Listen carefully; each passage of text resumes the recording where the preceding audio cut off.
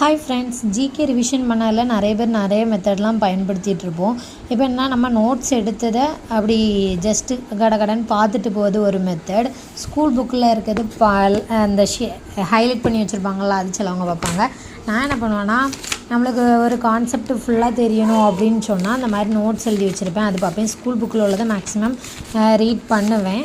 ஆனால் லாஸ்ட் டைமில் நம்மளால் ரீட் பண்ண முடியாது, அந்த டைமில் அந்த நோட்ஸ் யூஸ் பண்ணுவேன். இப்போ 1 மந்த் இருக்குது, நம்மளுக்கு என்னென்னா எப்படி கொஞ்சம் கொஞ்சம் நம்மளுக்கு புக்கில் உள்ளதும் தெரியணும், ஒரு கொஷின் ஆன்சர் மாதிரி பார்க்கலான்னா இந்த மாதிரி.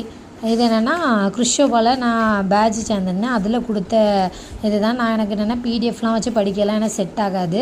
அதனால் நான் என்ன பண்ணிட்டேன்னா, அந்த மாதிரி ஜெராக்ஸ் ஒவ்வொரு ஷெடியூலாக கொடுத்துருப்பாங்க, அந்த ஷெடியூலில் ஜெராக்ஸ் போட்டு வச்சுருந்தேன். அந்த டைமில் படிக்க யூஸ் பண்ணல. அதுக்கு பிறகு இப்போ தான் அதை எடுத்து ஒவ்வொரு நாளைக்கு ஒவ்வொரு ஷெடியூல் வச்சா கூட இதில் ஒரு 19 ஷெடியூல் என்னவோ இருக்குது. இன்னும் இருக்கிறது ஒரு 20 சில்லற நாள் தான் இருக்குது, 25 நாள் போல் இருக்கும் ரவுண்டாக.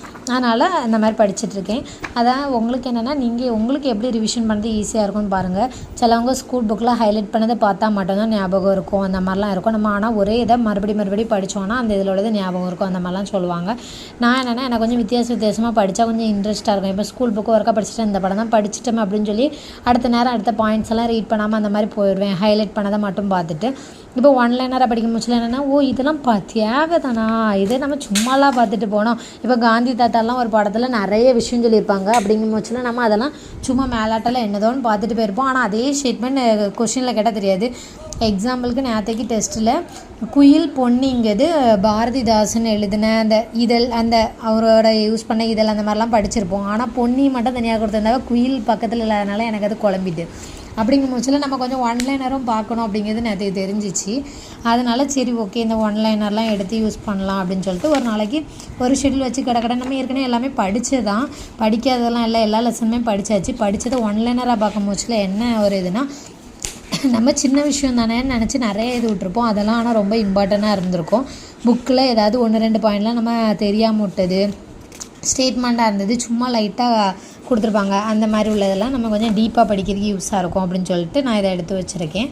சரி ஓகே, நீங்களும் ஒவ்வொரு மாதிரி இது பண்ணலாம், ரிவிஷன் பண்ணலாம். லாஸ்ட்டு 10 நாள் கண்டிப்பாக நம்ம எழுதின நோட்ஸ் மட்டும்தான் பார்க்க டைம் இருக்கும், அதுக்கு மேலே பார்க்க முடியாது.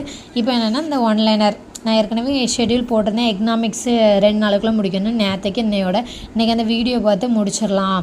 ஏன்னா எக்கனாமிக்ஸ் ஒன்லைனராகவும் படித்தாச்சு, ஸ்கூல் புக்கும் ஒரு டைம் ரீட் பண்ணியாச்சு. ஏன்னா அந்த வீடியோ பார்த்தா ஓரளவு முடிஞ்சிடும். நம்ம கான்செப்ட்லாம் படிச்சுட்டு அப்புறம் ஒரு வீடியோ பாருங்கள், அப்படின்னா கொஞ்சம் ஸ்பீடாக பார்த்த மாதிரி இருக்கும், ஈஸியாக புரிஞ்ச மாதிரி இருக்கும். அதாவது கான்செப்டே தெரியாமல் மொதல் வீடியோ பார்த்திங்கன்னா புரியும், கொஞ்சம் ரொம்ப டைம் எடுத்துக்கும். அதுக்கேற்ற மாதிரி வீடியோஸ் பார்க்கணும்.